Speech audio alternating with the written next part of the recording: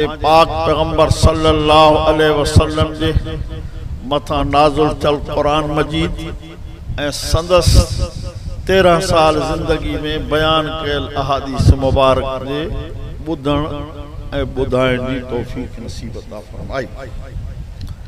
दुआ है अल्लाह ताला हिन दीनी अदारे के तमाम दीनी अदारन के ता क़यामत कायम दायम आबाद फरमाए। बुखारी शरीफ हदीस जो किताब है। बुखारी किताब जो नालो ना है, बुखारी मुसन्निफ जे अलाइके जो नालो। मुसन्निफ जो नालो है मोहम्मद बिन इस्माइल।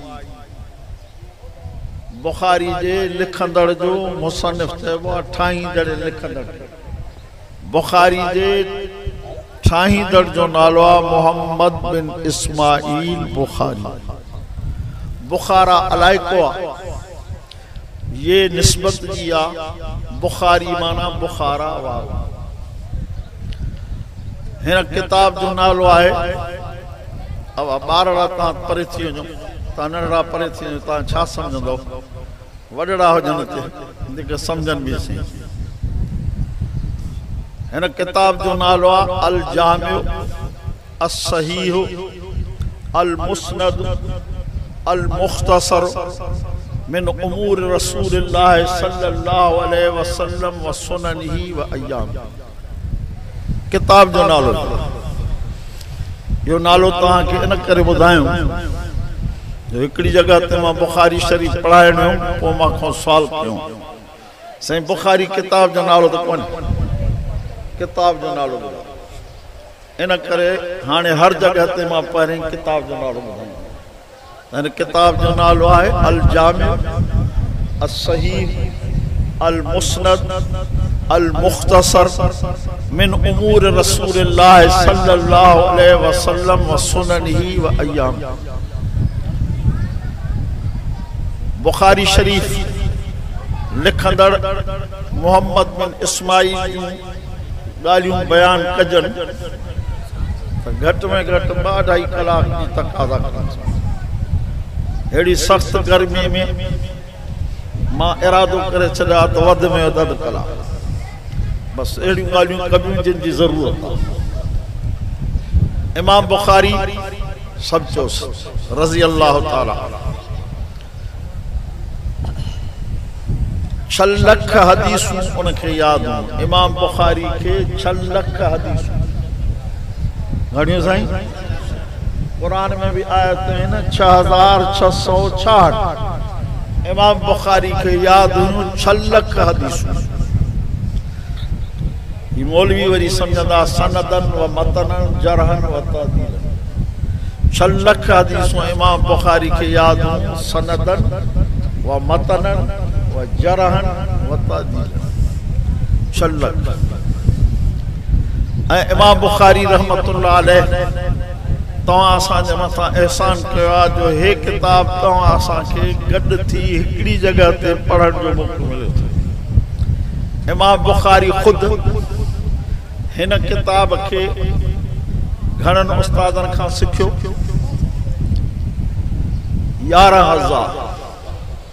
11,000 उस्ताद इमाम बुखारी जा। उन वक़्त में हे हदीस जा किताब कोन हा। का माण्हूअ वटि 10 हदीसूं, का वटि 50 हदीसूं, का वटि 5 हदीसूं। मिस्र, शाम, बगदाद, इराक, हरमैन शरीफैन, कूफा केतिरा दफ़ा सफ़र करे करे 6 लख हदीसूं सनदन व मतनन यादि कई।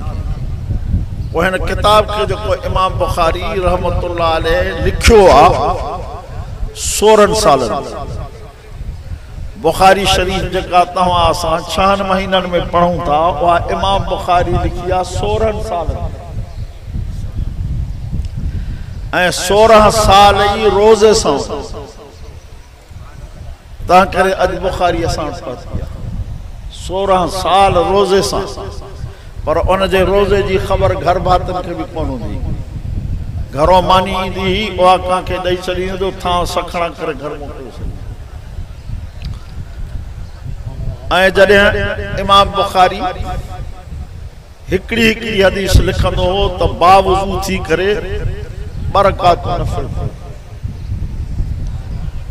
हिन किताब में 6 लख हदीसूं कोन हिन किताब में तालीकात भी मुकर्ररात भी मुताबियात भी ये सब तहां के उस्तादन सगोरन बुधाईंदा उन 6 लख हदीसुन मां इमाम बुखारी रहमतुल्लाह अलैह चूंडे चूंडे हिन किताब में हिकड़े कौल मुताबिक 7000 तकरार को सवा त पो 2500 3000 किन चवा 8000 किन चवा 9000 और मां चवंदो आहियां विचो कौल था वठो 8000 हर हदीस ते बरकातूं नफिल त 16000 नफली इबादत इमाम बुखारी सिर्फ बुखारी लिखण ते थी ऐं उन इमाम बुखारी रहमतुल्लाह अलैह सब चो रहमतुल्लाह यो हदीस जो किताब लिखी जड़े पूरो कयो ऐं उन जे पढ़ाइण के शुरू कई त इमाम बुखारी वट 90000 माण्हुनि बुखारी शरीफ सही सिधी पढ़ी सौंसदो इमाम बुखारी जा शागिर्द 90000 ऐं उन्हनि जेको पढ़ियो पढ़ायो उन जो सवाब भी उन जे कबर मुबारक ते पहुचे असां भी जेको क़यामत ते पढ़ंदासीं उन जो सवाब भी इमाम बुखारी ते पहुचंदो असां भी इमाम बुखारी जा वास्ते सां शागिर्द बुखारी शरीफ जी फजीलत तमाम वडी हुई उन मां हिकड़ी फजीलत आहे त मसाइब में मुसीबत जे वक्त जे कने बुखारी शरीफ जो खत्म पढ़बो आ जे कुरान शरीफ जो खत्म पढ़बो आ अल्लाह ताला ओए मुसीबतूं तारे छॾींदो और तहां सा जो हिनन पासन दे तवज्जो ही कोने सलात शरीफ पढ़ो अल्लाहुम्मा सल्ली अला सय्यिदना मुहम्मद नबील उम्मी व आलिही व असहाबी व बारिक व सल्लम अदद कुल मालूम लक दाइमन अबदन अबदा इमाम बुखारी बुखारा शरीफ में जने बुखारी पढ़ाइण शुरू कई तो बुखारा के गवर्नर बुखारी रहमतुल्लाह अलैह ने न्यापो मोकलो तो मुझे पुटन के भी बुखारी पढ़ाए यो भी दौर हो आने वारो भी दौर पर पढ़ायो काथे मुझे घर गवर्नर हाउस ते मुझे पुटन के बुखारी पढ़ाए वनो ये हो इमाम बुखारी जो इस्तिगना वो असा के भी करण खपे इमाम साहब जवाब मोकलुस त इल्म पंध करे कोन ईंदो आ इल्म ने पंध करे अचबो आ वो पैगाम मोकले तो भला ठीक आ मां पंहिंजा छोकरा मोकलियां थो उन्हनि के पंहिंजे अदारे में पढ़ायो पर थोड़ो फर्क सा जेके तव्हां वटि आम माण्हुनि जा ॿार पढ़नि था उन्हनि खां अलॻि थलॻि मुंहिंजे ॿारनि खे पढ़ायो अॼोको दौर हुजे हा त असां जहिड़ा चवंदासीं गवर्नर हाउस ते पढ़ाइनि था जवाब ॾिनई पढ़ाइण तुंहिंजा छोकिरा अचनि पर चई त छोकिरा बि हिन ग़रीबनि जे ॿारनि सां गॾु पढ़ंदा त पढ़ाईंदुमि न त हिनखे चइबो आहे तबक़ाती निज़ाम तालीम वॾनि माण्हुनि खे अलॻि नंढनि माण्हुनि खे अलॻि इहो तबक़ाती निज़ाम तालीम इमाम बुखारी उनखे भी रद्द करे छॾियो त ग़रीबनि सां पढ़ंदा त पढ़ाइबो न पढ़ंदा पोइ गवर्नर कावड़जी पियो इमाम साहब पैगाम मोकिलियईं त तव्हां बुखारा छॾे वञो इमाम साहब फरमायो त बुखारा छॾे वञणु क़बूल आहे तुंहिंजी ग़लति ॻाल्हि मञणु क़बूल न आहे बुखारा छॾे जॾहिं निकितो त बुखारा खां ॿाहिरि कुझु मफ़ासिले ते हिकिड़ो ॻोठ हो जंहिंजो नालो हो खरतंग समरकंद जे पासे ॾों पैगाम आयो इमाम साहब ॾे त हाणे तव्हां असां ॾे थो समरकंद बुखारा इहे रूस जा इलाइक़ा पोइ जॾहिं खरतंग में पहुतो त इमाम साहब ॾे ओॾों समरकंद मां पैगाम आयो साईं तव्हांजी हिते बि मुखालिफ़त थी वई आहे तव्हांजे करे हिते न हेॾे अल्लाह जे माने जी भी मुखालिफत हुई बाबा वो इमाम बुखारी रहमतुल्लाह अलैह उन खरतंग जगह में सजो रमज़ान गुजारियो। वो रमज़ान शरीफ जे आखिरी इलाके में दुआ घुरई, ज़ाक़त अलैयल अर्द बिमा रहो, मुंहिंजा रब बुखारी ते हाणे ज़मीन तंग थी वई आहे, हाणे तो उनखे पंहिंजे तरफ़ घुरायो। वो रमज़ान शरीफ जे ईद जी रात इमाम साहब जी वफ़ात थी वई खरतंग जगह। लखन माण्हू निमाज़ पढ़ी।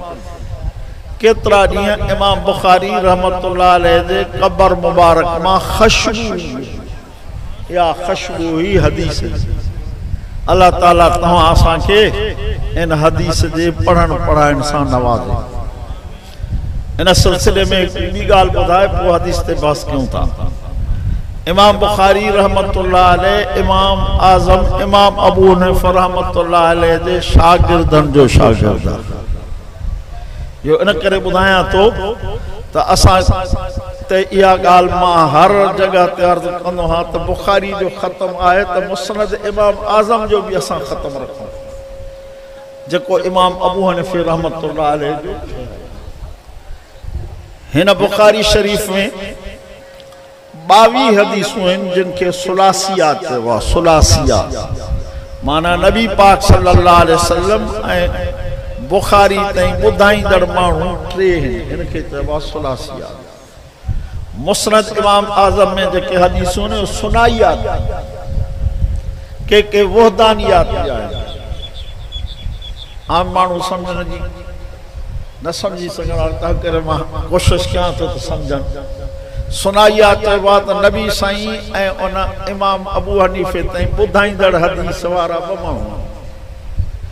वहदानियात चइबो आहे त हिकिड़ो माण्हू। सुलासियात चइबो आहे त 3 माण्हू।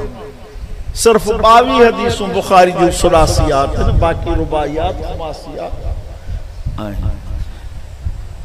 इमाम आज़म सब चो रहमतुल्लाह उन हिकड़ी उलमा के वसीयत कई आहे, अज़्मू अमाइमकुम औसिउ अक़मामकुम।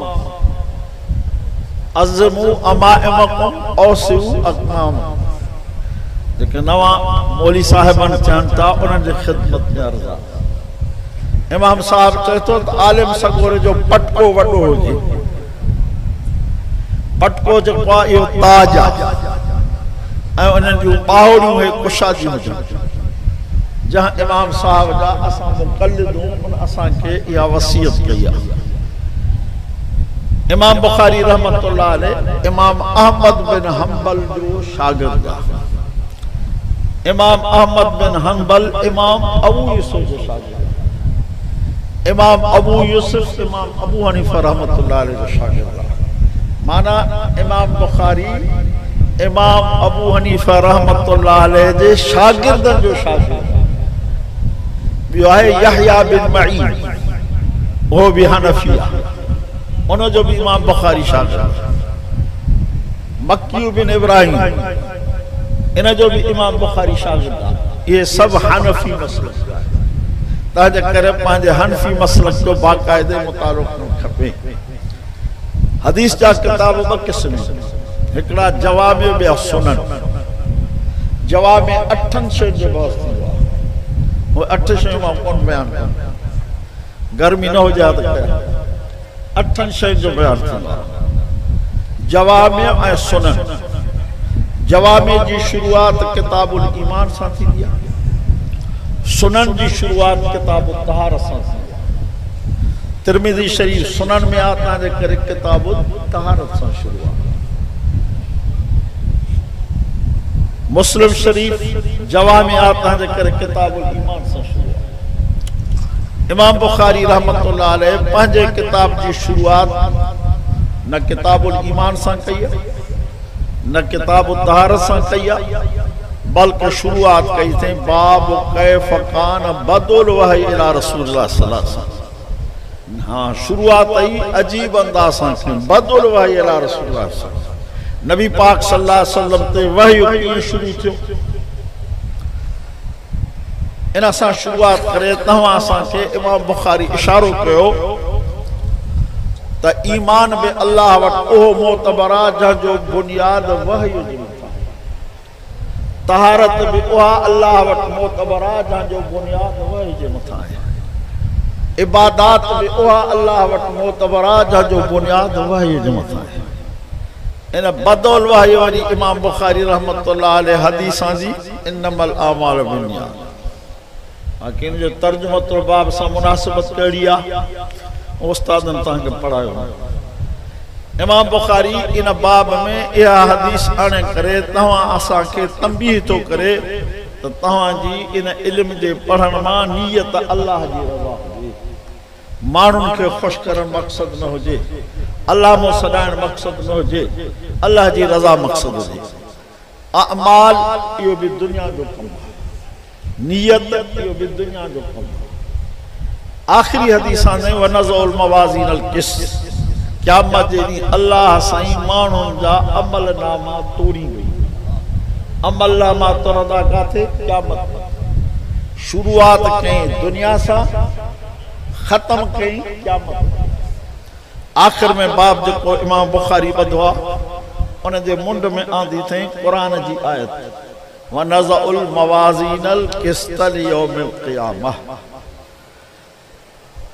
इन सां इमाम बुखारी रहमतुल्लाह अलैह इशारो कंदो आहे त जहिड़ी तरह मां मुहद्दिस आहियां अहिड़ी तरह मां मुफ़स्सिर बि।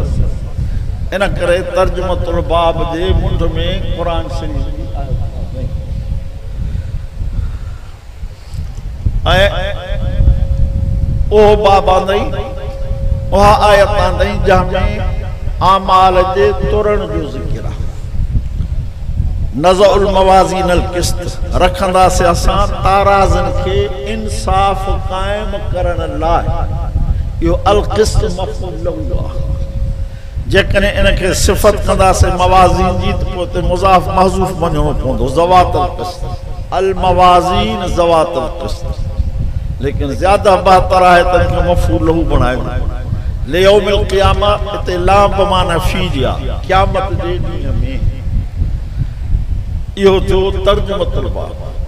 अन आमाल खां वठी हदीस ताईं इहे मुतअल्लिक़ा तर्जुमतुल बाब।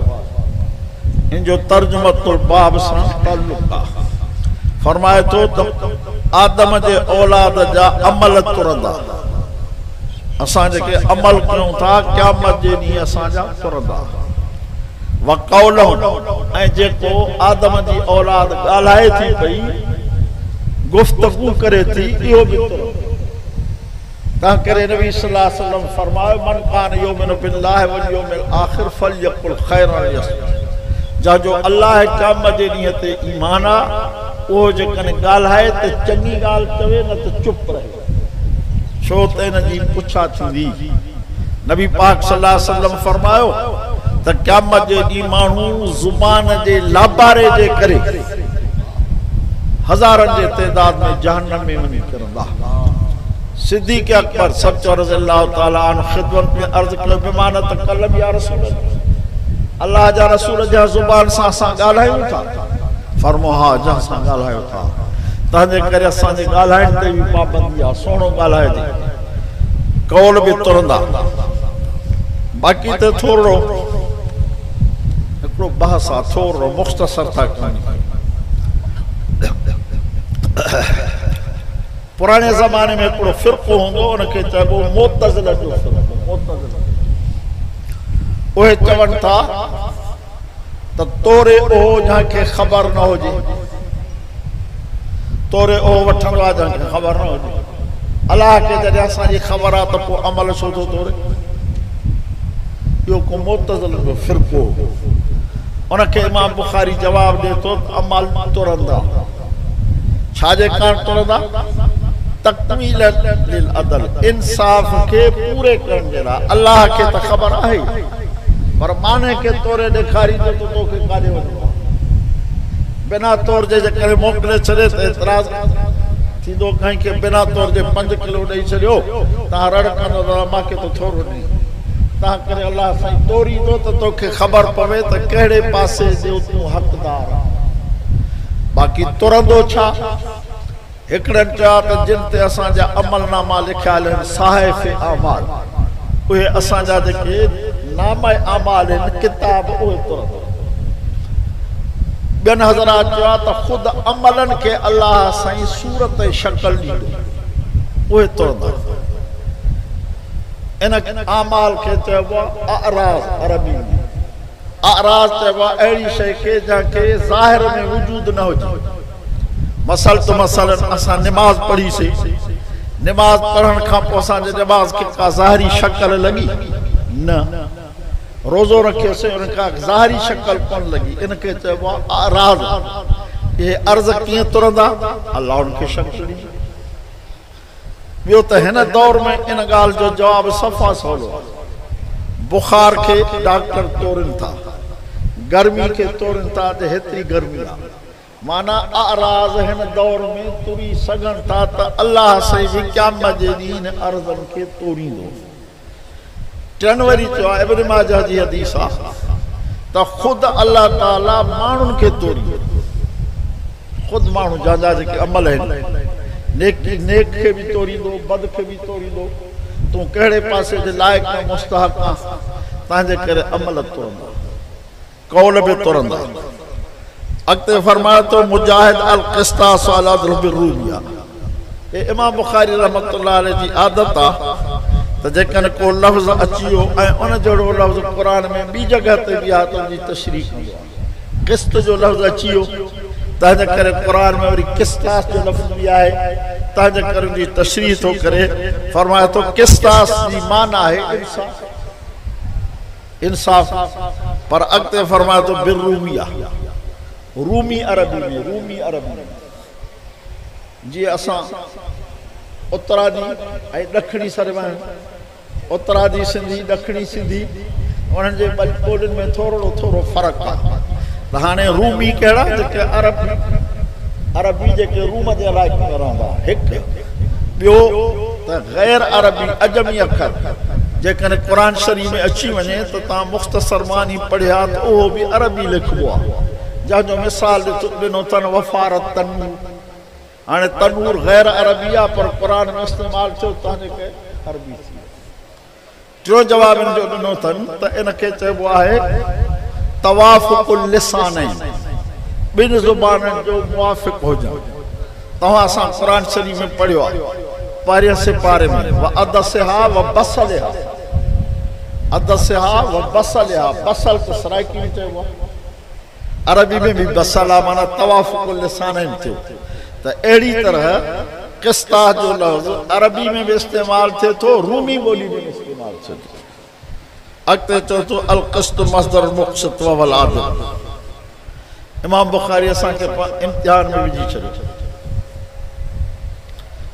थोरो तवजो कयो तव्हां अल क़िस्त मस्दर मुक़सित क़िस्त मुक़सित जी मस्दर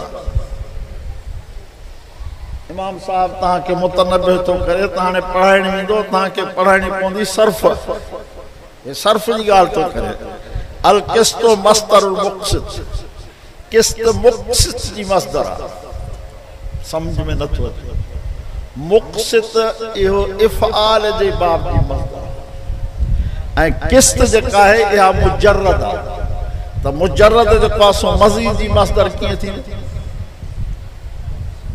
इहो तव्हां असांखे मुतनब्बिह थो करे त मज़ीद जो असुल बाब आहे मुजर्रद मज़ीद बाब ठहंदो आहे छाकाणि मुजर्रद छा आहे क़िस्त माना असुल असुल थो ॿुधाए असुल असुल त इक़सात जो असुल क़िस्त आहे पोइ इन जी माना थींदी मुक़सित जी माना इंसाफ़ इस्म फ़ाइल इन जी माना थींदी इंसाफ़ वरी साॻियो अखर जेको आहे सो सूरत जिन में आहे अमल क़ासित फ़हुवल जाइर जेको क़ासित आहे उन जी माना आहे ज़ालिम मुक़सित जी माना छा बाबा इंसाफ़ क़ासित जी माना ज़ुल्म बज़ाहिर तज़ाद नज़र थो अचे तज़ाद हिन जा खोड़ जवाब आहिनि बसि ॿ ॻाल्हियूं था पूरियूं कयूं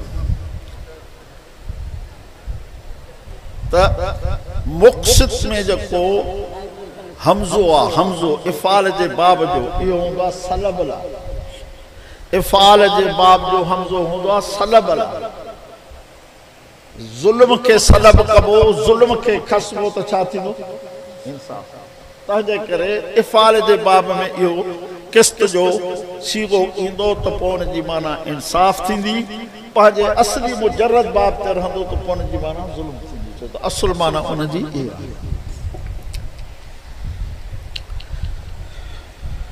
अॻिते हदीस आहे उन हदीस में पहिरीं तव्हां पंहिंजे असातिज़ा किराम जी सनद पढ़ी सनद पढ़णु ज़रूरी आहे लौलल इस्नाद लक़ाल मन शाअ मा शाअ सनद न हुजे हा त माण्हुनि खे जीअं वणे हा तीअं चवंदा तंहिंजे करे सनद आहे इन सनद में हूंदा आहिनि नाला असां इमाम बुखारी ताईं सवां सिधा नथा पहुची सघूं इहे नाला पढ़ी एसि ताईं पहुची वियासीं अॻिते इमाम बुखारी असांखे नबी सल्लल्लाहु अलैहि वसल्लम ताईं पहुचाए थो ऐं नाला थो वठे हिकिड़ो अहमद बिन अशका ॿियो मोहम्मद बिन फुज़ैल टियों उमारत बिन काका चौथों अबी ज़ुरा पंजो अबू हुरैरा पंज नाला था हाणे अॻिते चए थो क़ाल नबी सल्लल्लाहु अलैहि वसल्लम अबू हुरैरे ताईं पहुतासीं त नबी पाक सल्लल्लाहु अलैहि वसल्लम फरमायो त ॿ हिकिड़ा कलमा आहिनि माना जुमला आहिनि जेके अल्लाह खे ॾाढा प्यारा आहिनि हबीबतान बमाना महबूबतान जेके अल्लाह खे ॾाढा प्यारा आहिनि अॻिते चई रहमान जो लफ़्ज़ इलल्लाह न चई इलर रहमान रहमान जो लफ़्ज़ चई अल्लाह जे रहमत जे वुसअत खे बयानु कई त ॿिनि जुमलनि ते अल्लाह हेॾो वॾो इनाम थींदी कहिड़ा ॿ जुमला ख़फ़ीफ़तान अलल लिसान ज़ुबान ते त चवण में सवलो आहे शकीलतान फिल मीज़ान क़यामत जे ॾींहुं जॾहिं अमलनामा तुरंदा ऐं ताराज़ू में इहे ॿई कलमा पवंदा त ताराज़ू ॻोरी थी वेंदी शकीलतान फिल मीज़ान जे जुमिले में तर्जुमो बाब सां रब्त थी वियो नज़ौल मवाज़ीन क़िस्त कलिमतान हबीबतान इलर रहमान खफीफतान अलल लिसान शकीलतान फिल मीज़ान सुभान अल्लाह व बिहम्दिही सुभान अल्लाहिल अज़ीम सब चो सुभान अल्लाह व बिहम्दिही सुभान अल्लाहिल अज़ीम तफसीर कशाफ में अचे थो त हज़रत दाऊद अलैहिस्सलातु वस्सलाम अल्लाह पाक खे अर्ज़ कयो से मूंखे ताराज़ू तो ॾेखार अल्लाह से ताराज़ू जो ॾेखारियो त हुन जा पोड़े आसमान खां बि वॾा लिखियो पियो आहे त हज़रत दाऊद बेहोश थी दाऊद अलैहिस्सलाम जॾहिं होश में आयो त अल्लाह खे अर्ज़ कयईंसि पोड़ कीअं भरवा अल्लाह ताला फरमायोसि मुंहिंजा प्यारा नबी मुंहिंजे नाले ते मुंहिंजो बानो खारक के चीरे अध पान खाए अध रोजेदार के रोजो खोल रहा है अध खारक सां मैंने पोड़ के भरे तो कलमा भी ये कलिमतान खां वठी शकीलतान या खबर मुक़द्दम वो पोयो मुब्तदा मुअख्खर खबर के मुक़द्दम कबो शौक ॾियारनि लाइ तो पोयो कहिड़ी मुब्तदा अचे थी ब कलमा आहिनि ब जुमला आहिनि जेके अल्लाह के प्यारा आहिनि ज़ुबान ते चवण में सवला आहिनि ताराज़ू में गौरा आहिनि उहे आहिनि सुभान अल्लाह व बिहम्दिही सुभान अल्लाहिल अज़ीम सभई पचायो सुभान अल्लाह व बिहम्दिही सुभान अल्लाहिल अज़ीम मवाहिबुल लदनी ये हदीस जो किताब आहे उन में लिखियो पियो आहे नबी पाक सल्लल्लाहु अलैहि वसल्लम हितां अवाम जे फ़ाइदे लाइ ॿुधायां थो नबी पाक सल्लल्लाहु अलैहि वसल्लम वटि हिकिड़ो सहाबी सॻोरो आयो साईं खे अर्ज़ु कयईंसि मां ॾाढो मक़रूज़ थी वियो वो नबी साईं फरमायोसि त इहे लफ़्ज़ सुबुह जे निमाज़ खां अॻु में 100 दफ़ा ये लफ्ज़ सुभान अल्लाह व बिहम्दिही सुभान अल्लाहिल अज़ीम सुबुह जे निमाज़ खां अॻु में माना थोरो सवेर सुन्नत खां बि अॻु में ये वज़ीफ़ो पढ़ी पोइ सुन्नत पोइ फ़र्ज़ पोइ कुझु वक़्तु पढ़ियईं पोइ नबी पाक सल्लल्लाहु अलैहि वसल्लम खे अची हवाल कयईंसि हाणे गंज थी वियो आहे कर्ज़दार सभु लही विया तंहिं करे आम माण्हू मक़रूज़ आहिनि इहो नबी साईं जो ॾसियल वज़ीफ़ो पढ़नि इंशाअल्लाह ताला अल्लाह उन जो कर्ज़ लाहे छॾींदो दुआ आहे त अल्लाह साईं तव्हां असांखे पंहिंजे राह में क़बूल करे जॾहिं मारे त ज़ुबान ते कलमो पाक जारी फरमाए उथारे त हज़रत मोहम्मद करीम सल्लल्लाहु अलैहि वसल्लम शफ़ाअत नसीब फरमाए अज़ाब क़ब्र अज़ाब हशर अज़ाब पुलसरात अज़ाब जहन्नम खां बचाए बिना हिसाब किताब जन्नतुल फिरदौस में दाखिल फरमाए नबी पाक सल्लल्लाहु अलैहि वसल्लम इहो फरमायो त अल्लाह साईं कहूं जॾहिं दुआ घुरो त इहो चवंदा कि अल्लाह साईं असांखे जन्नतुल फिरदौस में दाख़िल फरमा। जन्नतुल फिरदौस आला तबको आला फरमायो त अल्लाह साईं को तव्हां सुवाल वॾो हणंदा कयो, नंढड़ो न हणंदा कयो, रुगो जन्नत में दाख़िल कर, जन्नतुल फिरदौस में। अल्लाह साईं दीनीदारनि खे आबाद रखे। तव्हां असांखे अल्लाह साईं 5 वक़्त नमाज़ पढ़ण जी तौफ़ीक़ अता फरमाए। हाँ पढ़ण जी मुंहिंजे तरफ़ां इजाज़त अथनि, पोइ हुते अचनि त पंहिंजी सनद बि ॾींदोमान। हा दुआ घुरूं। असां पंहिंजे प्रोग्राम जी दुआ घुरूं था। वक़्त उलमा किराम मौजूद आहिनि, वाइज़ थींदो आहे। रब्बना आतिना फिद दुनिया हसना व फिल आखिरत हसनत व क़िना अज़ाबन्नार। या अल्लाह साईं जेके आलिम सगोरा थिया इन्हनि खे पढ़ाइण जी तौफ़ीक़ अता फरमा, उन्हनि खे दीन ते अमल करण जी तौफ़ीक़ अता फरमा।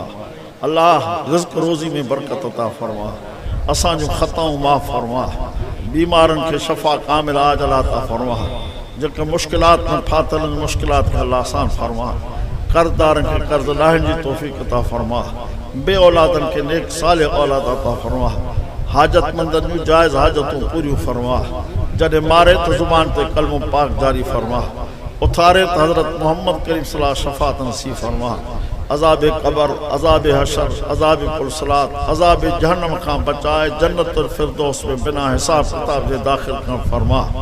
या अल्लाह साईं तूं असांजे ऐबनि ऐं गुनाहनि जे मथां दुनिया आख़िरत में सत्तारियत वारी चादर ढकण फरमा।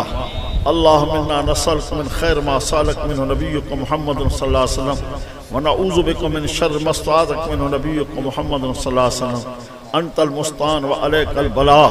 रब्बना तक़ब्बल मिन्ना इन्नका अंतस समीउल अलीम व तुब अलैना इन्नका अंतत तव्वाबुर रहीम। सल्लल्लाहु तआला खैर खल्क़ी मुहम्मद व आलिहि व असहाबिहि अजमईन बिरहमतिका ला इलाहा इल्लल्लाह मुहम्मदुर रसूलुल्लाह।